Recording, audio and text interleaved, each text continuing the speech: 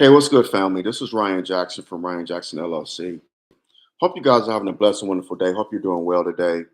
Today is a beautiful day, a day that Allah has made. We will rejoice and be glad in it. I got a little tongue tied there. But, in many parts of the country, the weather is hot. So if you don't have to go out, don't go out at all. Just stay indoors and stay cool. But be sure to stay hydrated. Drink plenty of water, plenty of H2O. And again, if you don't have to go out, just stay indoors. But when it gets cooler, enjoy this weather. Just, open the blinds, just look outside, look at the beauty. At least do that much. And, if possible, like early in the daytime, before it get hot, get you some vitamin D, some sunlight. The likelihood that you're not having a day, we know that today is the Juneteenth holiday, which is what I want to touch on here in a couple of minutes, in a few seconds actually. If you have one of those days, always know this: tough times don't last, tough people do. Keep your hope, trust, and faith in Allah God. He will see you through. I can definitely bear witness to that because I was having one of those days a couple days ago. So always remember, God is with us. With that being said, get into the topic for this video. So today is a Juneteenth holiday. It's now a federal holiday. It was as of 3 years ago, and even then, and still now, I'm not a fan of it because it has been like with everything else in this country. It has been commercialized. It's another way for the white man to make his money. It's been whitewashed. I remember when the first year of Juneteenth, they were selling Juneteenth ice cream at Walmart. I'm not making this up. They were selling Juneteenth ice cream at Walmart. They're selling Juneteenth t-shirts you could pick them up at Target, Walmart, or any stores. They're commercializing it. They're making money off of it. It's a profit. I was already off today because I'm off on Wednesdays, but a lot of people at the company I work for, they oh, got a text from my wife. So they what is so they gave people the day off. They went to a skeleton crew because if they were scheduled to work and they took off or whatever the case may be, they get holiday pay. So they get time and a half. So how mighty white of them to do that. So with that being said, a lot of Negroes are going out celebrating Juneteenth, partying it up, dancing and drinking it up and smoking it up or eating it up, whatever the case may be, doing all three. And it's like, wow, really? Really? Do y'all even know the meaning behind Juneteenth? Do y'all even, and this is what I'm saying. Juneteenth is being misrepresented because Negroes don't read, they don't research. It's just a time off for them. They don't have to go to work. We can just party. Let's throw a party. It's our Independence Day. But the fact of the matter is, and I posted this on my social media accounts, Juneteenth wasn't a day of independence because many slaveholders in Texas or slave owners in Texas did not want to honor Juneteenth for a whole year. Even though a general order was given in Galveston, Texas, that slavery had ended, the Civil War was over, and that the slaves on the plantations down there in Galveston, Texas, were free. And in other parts of the state of Texas, the slave owners refused to free their slaves. This is a fact. So not all of the slaves in Texas were free, just in Galveston. And even they weren't free because they had to get paid. They couldn't go anywhere. They didn't have any jobs. Where could they go? So they were required to go back on the plantations and be paid slaves. This is a fact because once the once they were free, once they had been freed, there were nowhere for them to go because they instituted vagrant laws, vagrancy laws. You having black people roam around town. A lot of them didn't have places to go, didn't have work. There were vagrancy laws. There were laws against them being out and about at certain times of the day. This is a fact. So a lot of the so-called freed slaves had to go back on the plantations from whence they came and be hired help, paid hired help. This is a fact. So Juneteenth actually did not free the slaves. We have got to tell the truth. We have got to stop with the lies and the bullshit. We have got to stop. This is another way for them to trick us. This is another ploy to get them for not giving us reparations. It's symbolism. This is all what the Juneteenth holiday is symbolism. I said this back in 2021, and I said it last year, and I'm saying it now. This is nothing but symbolism. That's all it is. And these so-called brainwashed Negro activists talking about the federal government finally gave us, we got Juneteenth. They finally recognizing us. Negroes, no, they're not. This white man will never recognize us as being his equal. This is why the Honorable Elijah Muhammad told us decades ago to do for self, do for our own, do for self. Stop relying on this man to hire you for a job. Stop relying on this man to give you something in place of your freedom, justice, and equality. What is a Juneteenth holiday? How is it helping our community? Riddle me that. How is this damn holiday helping us? It's another ploy. It isn't helping us. This is another ploy to shut us up from the reparations talk. We give them a Juneteenth holiday. We're getting niggas that. We give them that. Just shut them up. They keep talking about this reparations, reparations, reparations. No, you're not getting reparations. We'll give you a holiday. Now shut up. Go enjoy it. Go get fat, eat your barbecue, drink your liquor, smoke your weed. We know you niggas love to smoke weed and drink and eat pork, dance and twerk and do all that. We'll give you that.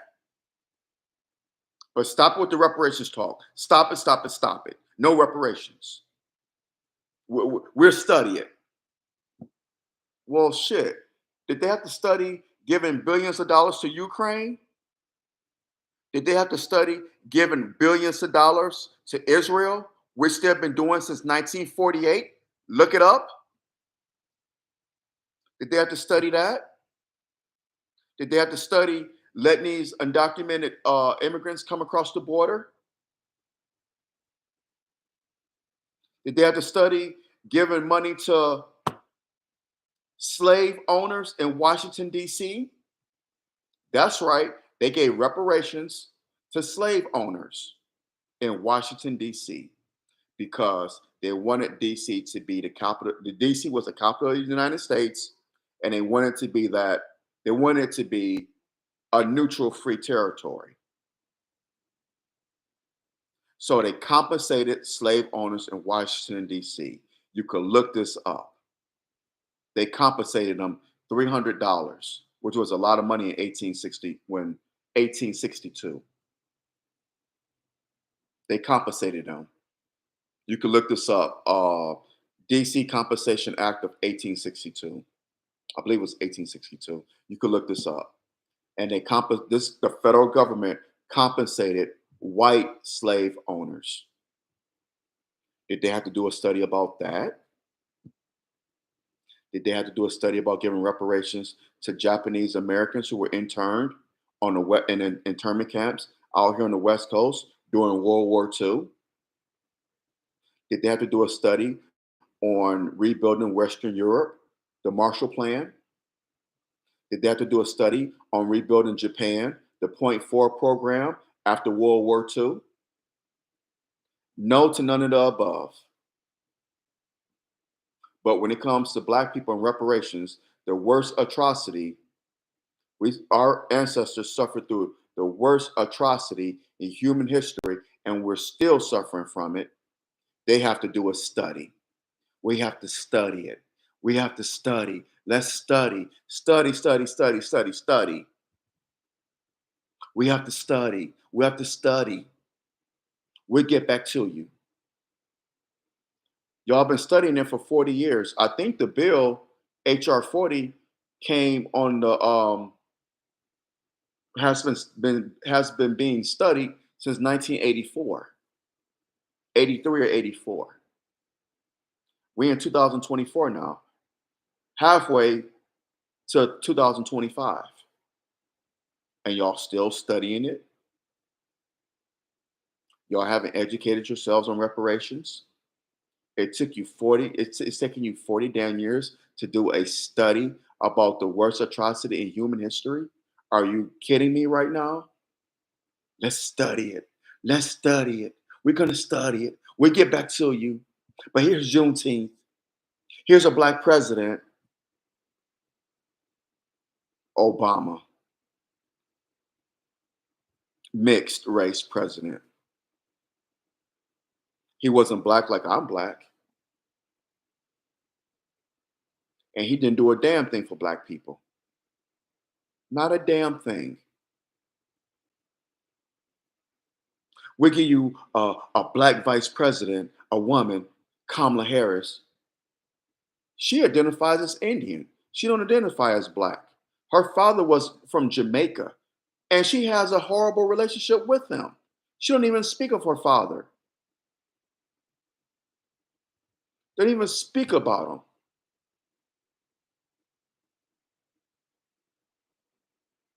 Peace, brother. How you doing, man? Don't want to ignore you. How you doing, my brother? Peace to you. Hello to you too. I don't know. Kab Kabit Habe, Kabit Behe. I believe that's how you say your name.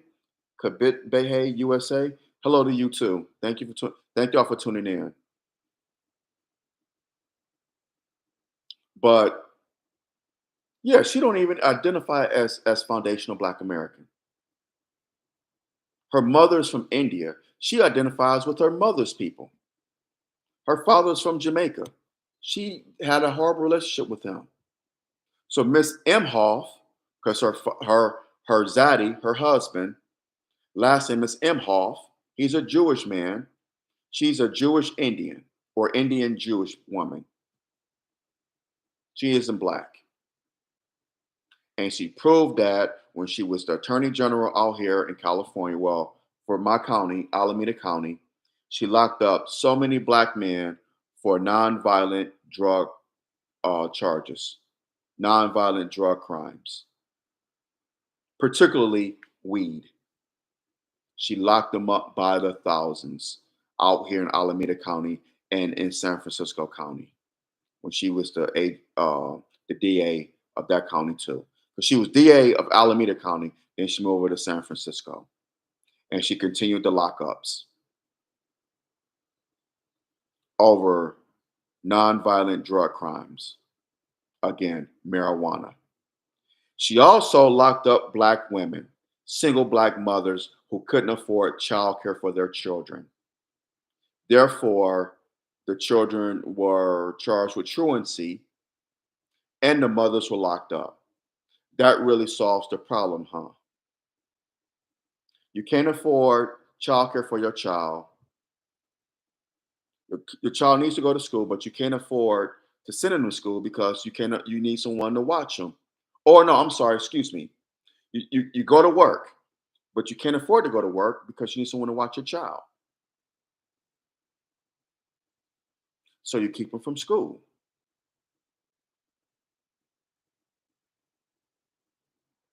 And she locked single Black mothers up for that, for truant, for not being able to afford childcare.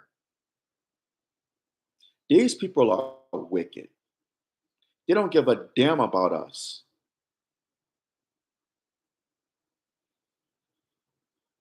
But Negroes will fall for symbols. They cannot see the forest from the trees. They will fall for symbols. A Juneteenth holiday will give you a black president, a man who appears to be a black man, a woman who appears to be a black woman as vice president. Keep voting for us. Keep voting for us. Meanwhile, you're writing legislation to lock our men up and our sisters up too. Our brothers and our sisters. Lock us up by the thousands. But keep voting for us. Vote blue no matter who or what. They come to our churches singing Negro spirituals. They give us fish fries. Negroes love fish fries. They love fried chicken. They love hot sauce. They love hip hop. They love Tim's. They love Chucks and Pearls. They love smoking weed. They love hip hop. They love rap music. They love to pander. They love to pander, and our people fall for it hook, line, and sinker every 4 years. It makes no damn sense. Always falling for it. This is what Ice Cube was saying back in 2020 when he did his contract with Black America. He said to us, demand something from your vote. Don't just vote blindly for either party, the Democrats or the Republicans, but particularly the Democrats, since Black people vote for the Democrats in large numbers. We already know what the Republicans are about. We already know. So I don't want to hear, well, what about the Republicans? They don't want us to have reparations. We don't vote for the Republicans in record numbers. We haven't been for the past 64 years.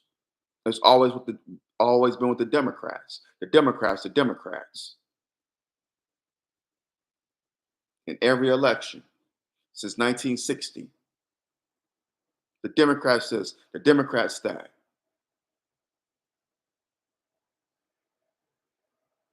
So again, Brother Ice Cube told us to demand things for our vote. Demand something for your vote. Demand tangibles. Demand reparations. They won't even pass a hate crime bill for Black people, an anti-Black hate crime bill. They won't even pass that. They won't even pass it. They had the Emmett Till lynch bill, but that doesn't say anything about these policemen killing us. It doesn't talk about lynchings. Huh? How ironic, right?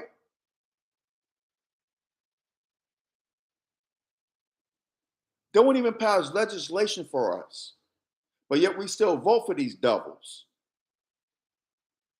I'm not saying that the Republicans are better, but again, we know what they're about. We see they tell us what they're about.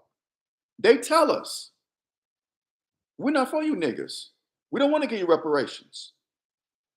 If you want to vote for us, vote for us. That's your choice. The Democrats ain't no better, but they tell you what they're about, but yet they're the evil ones. They're the only ones who are evil. I have more respect for a devil who tell me what he's about than one that pretends to be my friend. I don't know about y'all, but that's how I roll. Hit that thumbs up button, smash that thumbs up button down, hit the subscribe button so you get notifications or when I do videos on here.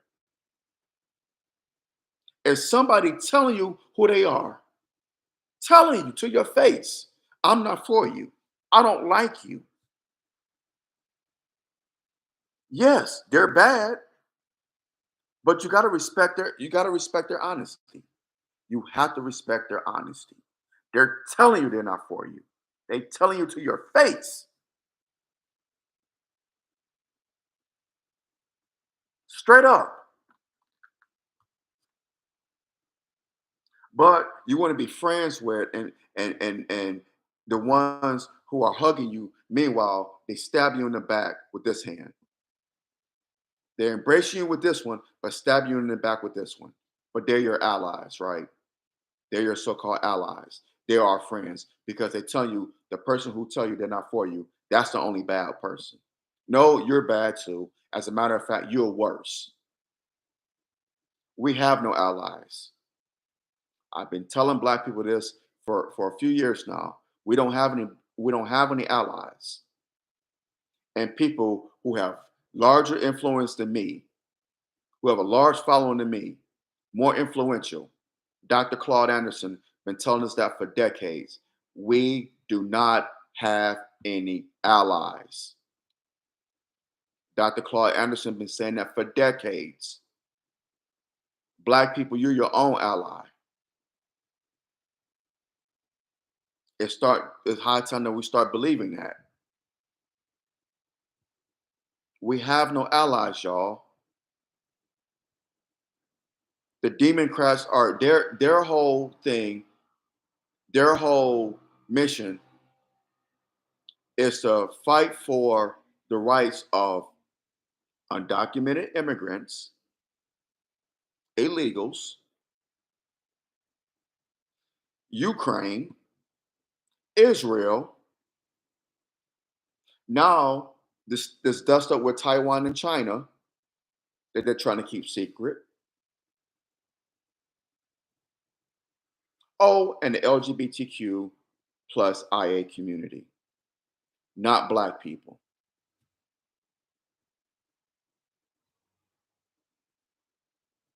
And when they do something for black people, it's co-opted.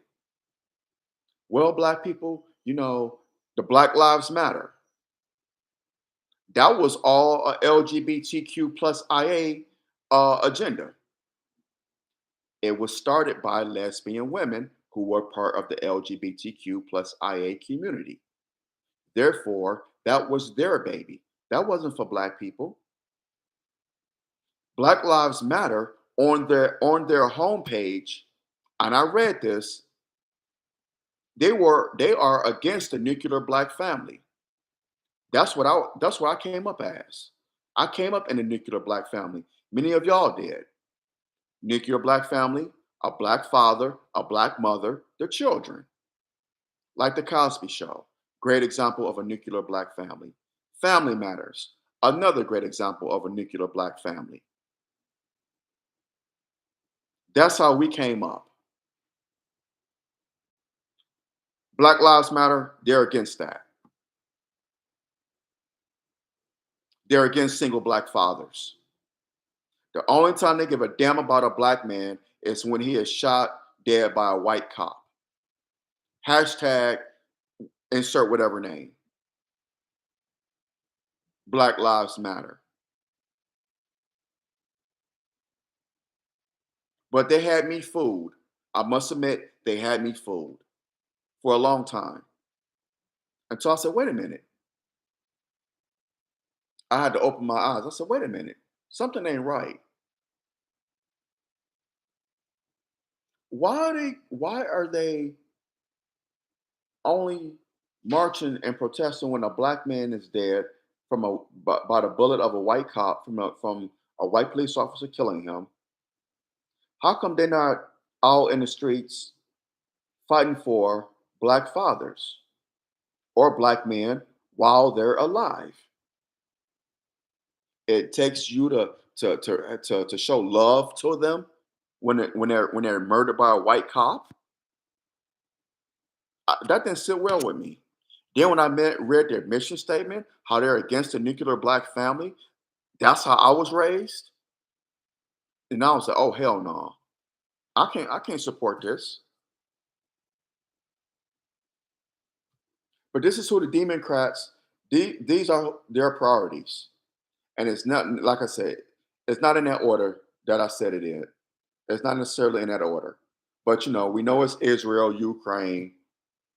This thing with again, this dust up between China and Taiwan that again they want to keep secret. Illegal immigrants, illegal migrants coming over here, undocumented, and the LGBTQ plus IA community. But let's continue to vote blue no matter who and no matter what. The hell with that. Vote for whomever you want to vote for. That's your right. That's your right as an American citizen. However, we may want to consider withholding our votes. We have that right to. You have the right to vote, but you also have the right to withhold your votes. They don't want to tell you that because they want you to vote for them. They have an agenda, and that agenda does not include you. They want to use you. And these Democrats have been using Black people since the early 1960s. Am I right or am I absolutely right? Actually, earlier than that. But when it really started to ramp up was the early 60s. Because I'm going to go back 30 years before the early 60s in the early 1930s during the Great Depression. FDR ran. FDR and Herbert Hoover. FDR won the 1932 election. The country was in a Great Depression from the 1929 stock market crash. Who would they blame that on? Herbert Hoover. But it was before him, but that's another topic for another day. But Franklin Delano Roosevelt wins the 1932 presidential election. Eleanor Roosevelt, the first lady at that time, she loved the Negroes. She loved Black people. There are photos of her going down south, going to the urban areas in New York, Chicago, Detroit, going around the country, but particularly the Deep South, and speaking to Negroes because she loved the Negroes. She loved the Negroes. They love the Negroes. They love us. They're our allies. They love us. Yeah, right. She was trying to push her husband's New Deal agenda. For those of you who may not know, the New Deal created a lot of jobs um, for white people. The Golden Gate Bridge was built during the New Deal era in the 1930s.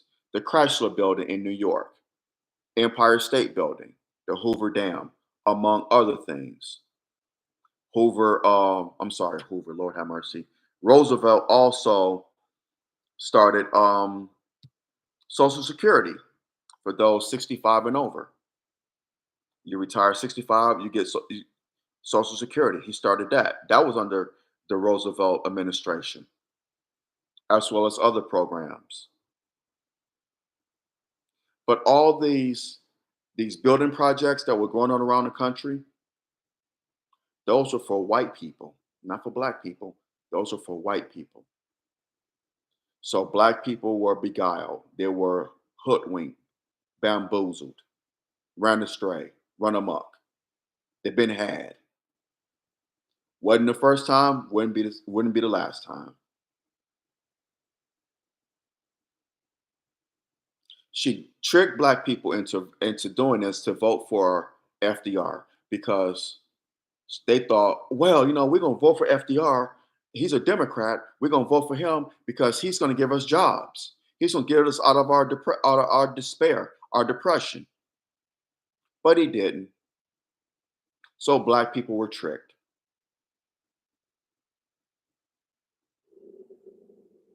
But where they really started coming over to the Democratic side of the aisle, to the left, was in the early 1960s when John F. Kennedy ran for president against Richard Nixon, Richard Milhouse Nixon. Nixon was a Republican on the right, Kennedy was a Democrat on the left. Kennedy loved the Negroes. He loved the Negroes. He loved us. He loved the Negroes.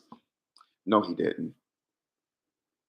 His brother, Robert Kennedy Jr., Robert F. Kennedy, RFK, I'm sorry, Robert F. Kennedy Sr., RFK, he was sympathetic to the Black plight because he sent He told his brother, because he was the attorney general, there goes the nepotism. There goes the nepotism. The Kennedys. So the whole story about them. But again, that's another story for another day. JFK appointed his little brother to be attorney general, United States AG. Robert F. Kennedy when his brother won the 1960 election, there was still segregation in the South. Blacks couldn't. Blacks couldn't integrate with whites, no matter no matter what was going on in schools, whatsoever have you, particularly colleges.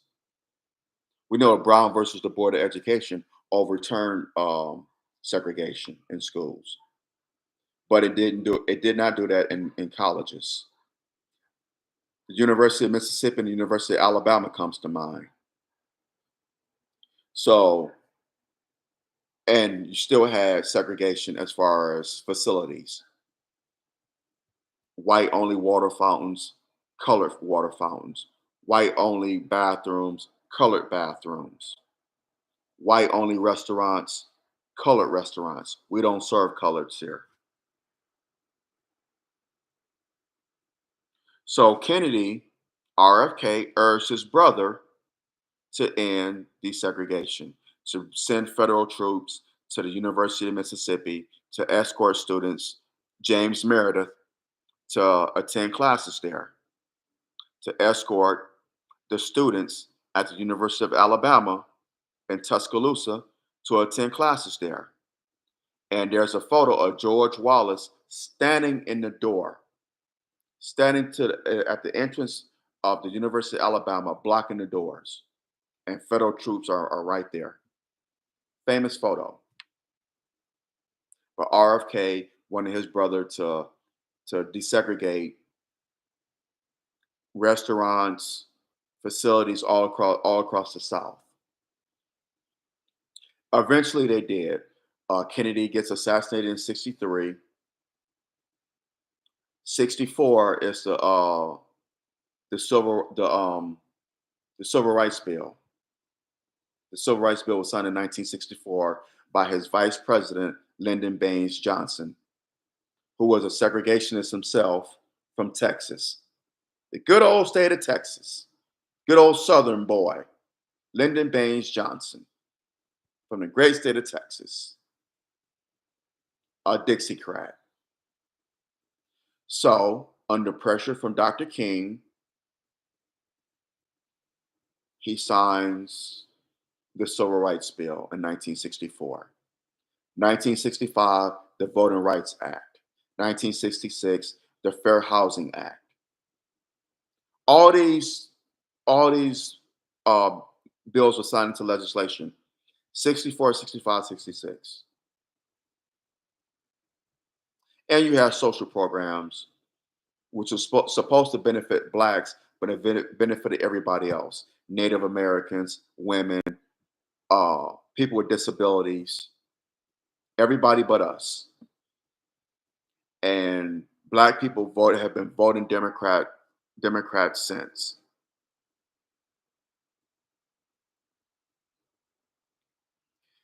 Lyndon Baines Johnson had a famous saying, a famous quote.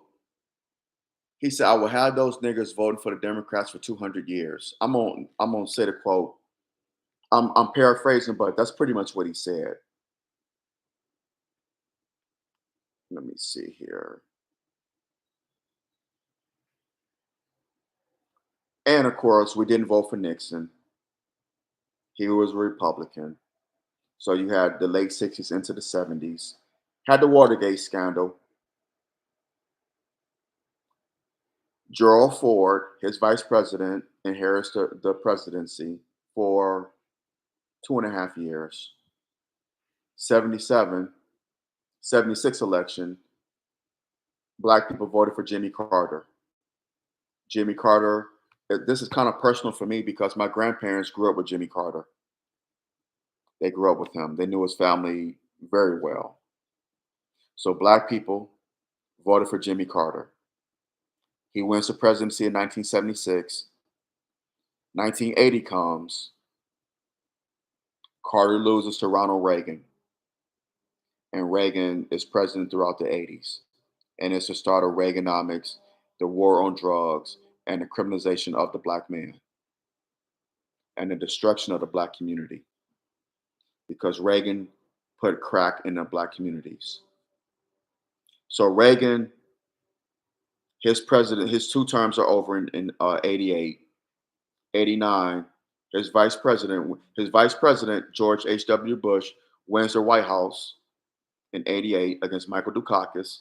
He's inaugurated in 89, and Reaganomics just continue. He continued the same policies as his predecessor, his boss, Ronald Reagan. George H.W. Bush continued the same thing as Reagan. So Reaganomics just continued into the 90s. Bush, H.W. Bush, Daddy Bush, serves one term. You had the 92 election. Feel good Bill Clinton, the first black president. Bill Clinton, yeah, that Bill Clinton, William Jefferson Clinton from Arkansas, where he was the governor, where he refused to sign a civil rights bill, coming off the Paula Jones sex scandal, sexual assault scandal, wins the 92 election. And he just continued the same policies as his predecessors, both Bush and Reagan.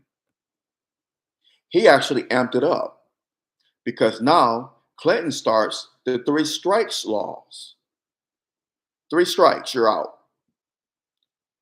Locking up black men, giving them life sentences for marijuana possession, for nonviolent drug charges. Not just marijuana. If you have a little small dose of crack or cocaine, you get life in prison. You can murder somebody and get out of prison before somebody who has marijuana on them or a small dose of drugs. He gave them life sentences, the maximum minimum for the three strikes law. Not only that, but Senator Joseph Biden from Delaware, signs into legislation the 1994 crime bill, allowing our young men to be locked up by the thousands for nonviolent drug charges, nonviolent drug crimes, life sentences, the maximum minimum. And what does the first black president do? First black president, what does he do? He builds more prisons than any president in US history. You can look this up. He built more prisons than any president in US history. Bill Clinton. Biden wrote the crime bill. Decrepit Biden, y'all president currently, he wrote the crime bill. Clinton built the prisons. Well, we got to send these niggers somewhere, Joe. Well, I'll write the bill. You build the prisons. I'll write the bill. Okay, Joe, we'll lock these niggers up. They'll still vote for me. That's Bill Clinton. They'll still vote for me. I'll just play that Fleetwood Mac song. Don't stop hoping about tomorrow, world. Don't stop. You niggers vote for me now. I played our saxophone at Arsenio Hall. I went on MTV and told the young black niggers to rock the vote, and they rocked it. And I rocked them to sleep with my saxophone at Arsenio Hall show. I may as well have been a Pied Piper. The niggers don't realize I didn't sign a civil rights bill when I was governor of Arkansas. And people don't realize Bill Clinton was a conservative.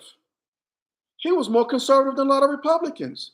And that's why a lot of racists in the South, they voted for Bill Clinton. They voted for Bill Clinton. Clinton was just a Dixiecrat reborn in the 90s. He was a straight up Dixiecrat. Joe Biden is a straight up Dixiecrat. He's an old relic, but he's a Dixiecrat. Joe Biden's mentor was Robert Byrd, who was a Grand Dragon in the Klan. That was his mentor.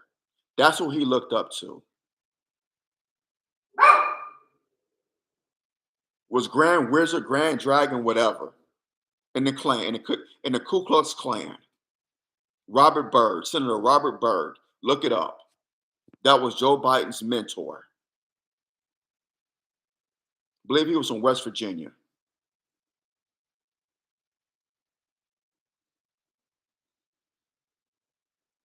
So, come on. Donald Trump is racist. Okay, he very well may be. Okay, I grant you that he is, but he ain't the only racist. He's not the only one. He's not. And y'all have voted for racists before. Y'all voted for William Jefferson Clinton. That racist devil. The Kennedys. John Kennedy. That racist devil. RFK. Franklin Delano Roosevelt. So miss me with this whole thing Trump is racist. All these presidents have been racist. Hit that thumbs up button, smash that thumbs up button down. Hit the subscribe button so you get notifications of when I do videos on here. So just miss me with the BS, with the bullshit, man. Miss me with the bullshit.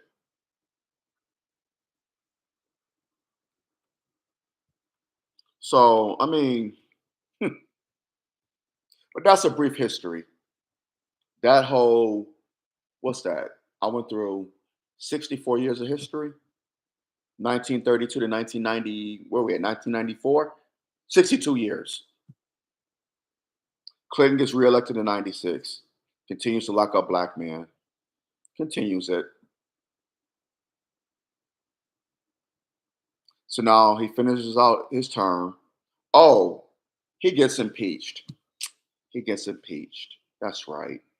He does. The Monica Lewinsky scandal.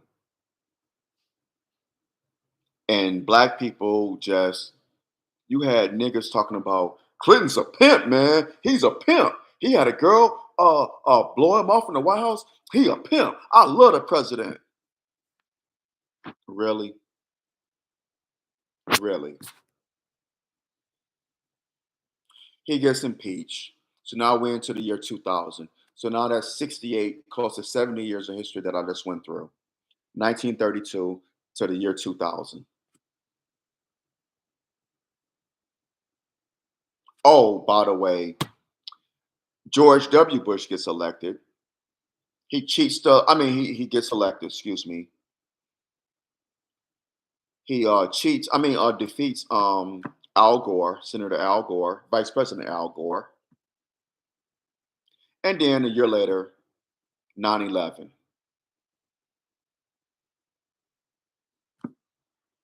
So that's 70 years of history. Starting from Franklin Delano Roosevelt all the way down to George W. Bush. 70 years of black people being bamboozled in food and just utterly destroyed. Well, suffering an atrocity, which is mass incarceration. The drug, the crack era. It destroyed the black community, and mass incarceration dealt us a huge blow. So I went from the Great Depression of the early 1930s to the mass incarceration of the 1990s into 2000. 70 years. But yet we refuse to learn our lesson. We just refuse.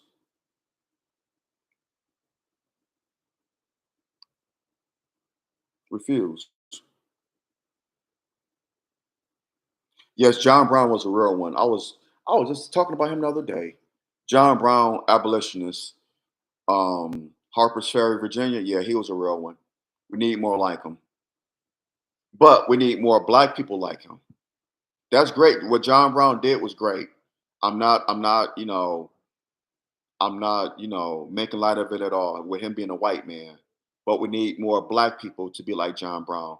We need more Nat Turners. We need more Harriet Tubmans. We need more Asada Shakurs. We need more Elijah Muhammad's, Minister Farrakhan's, Malcolm X's, Marcus Garvey's. We need more of them. W.E.B. Du Bois. Need more of them. Because these new age Negroes now, we in trouble. We in trouble. This is why I have such a love for the Nation of Islam, the Fruit of Islam. They out doing the work. I have so much respect for them. But you're right, Juneteenth has been hijacked. And I said that 3 years ago. When they made it a federal holiday, I said, there goes, they done hijacked it. And it did not free the slaves. If anything, it brought them back into slavery as paid employees. But it was still slavery, but they were just paid for it now. So it did not free the slaves. This is why I'm so against Juneteenth being a federal holiday now, because a lot of our people don't know the significance of it or the meaning behind it. Why? What happened? That it's not actually Independence Day for us. We have never had an Independence Day. Never had an Independence Day. When?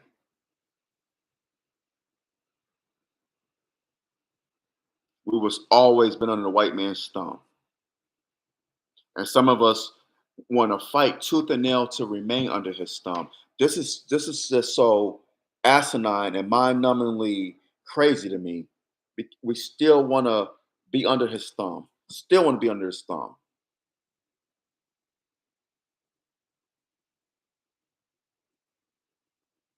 And you have Negroes who will fight tooth and nail to be the gatekeepers for white supremacy. Let me say that again. You have Negroes who are fighting tooth and nail to be the gatekeepers for white supremacy. It's asinine. I feel like I'm in a twilight zone. It's crazy. There was a rumor going going around. I was gonna do a video on this, but I'm glad that I saw that this was a myth. That they were going to reinstitute the draft. So I read an article in USA Today.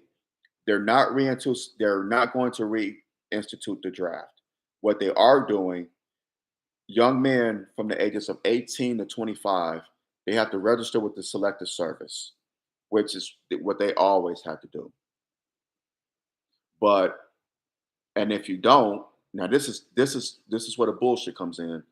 If a young man forgets or don't realize he hasn't registered with Selective Service, it's hard for them to find employment, to get a student loan, and don't even worry about working for the federal government, which I don't know why you would want to in the first place. But you can't work for the federal government, and it's hard for you to find employment and get a loan for college, get a student loan, which would put you in debt anyway. So it's like, damn if you do, damn if you don't. This is a wicked, wicked government. It's the devil. You have to select. You have to select your name for an unjust cause, a war, which you're not defending the Constitution. You're defending someone's propaganda. That's what you're doing. You're defending someone's personal propaganda, their personal beef, not defending the Constitution. What does the Constitution say about defending or trying to take someone's oil? How is that fighting for American democracy? To be imperialistic. The Constitution was against imperialism. It didn't want you to defend it, to fight for it. And that's what you're doing. When you send these young men and women off to these wars, I was one of them. When you send them off fighting in these foreign countries into the military, it's to promote and grow American imperialism. Let's be real. That's all it is.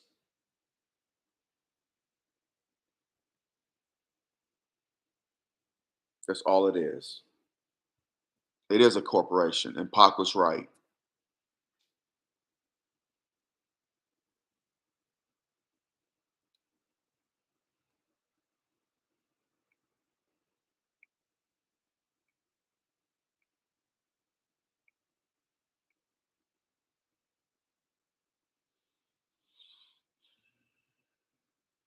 Sorry, sending a text here. Can't feed the needy, but can afford. Oh, can't feed the needy, but can go to wars. But to fund wars. Yep, that's right. That's right. And they still doing that. Can't feed the needy, but can go fund wars. Where's the lie in that?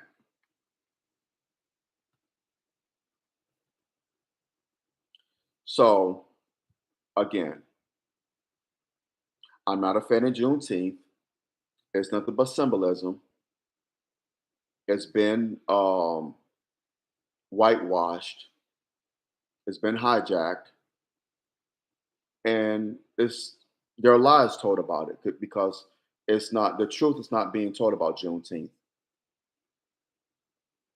And I must say this: shout out to my high school history teacher, Raj Ussery.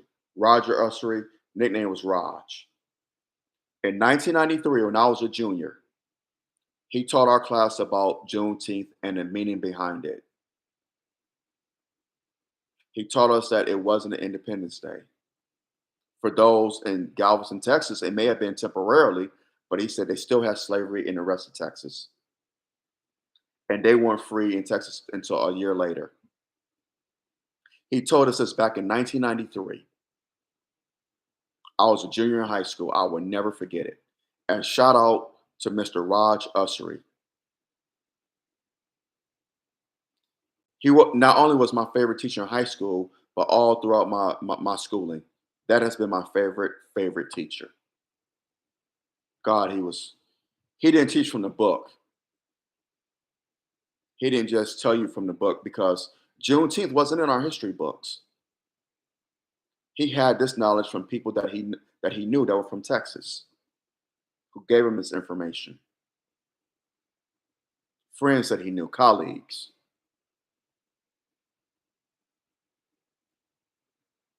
So shout out to him for teaching our class about that. Again, not a fan of this holiday. Nothing but symbolism, and I'm sick of symbolism. I don't know about y'all, but I'm sick of it. I am fed up with symbolism. Cut the check. Cut the bullshit out and cut the check. Cut the check, sucker. Cut that check. Break us off that bread. Ante up on them funds.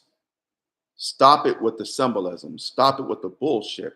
Ante up on them damn funds. Break us off that bread. Cut that check, sucker. Cut it. Cut the MF. What is it? $75 trillion? Probably more than that.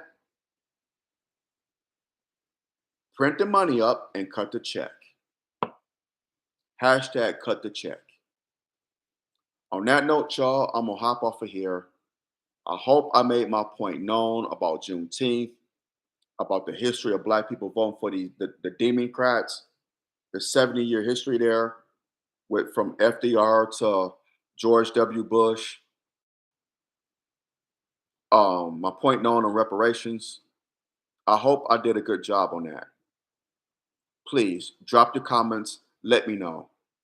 Let me know what you think. Drop your comments below. I would love to hear them. So please do that.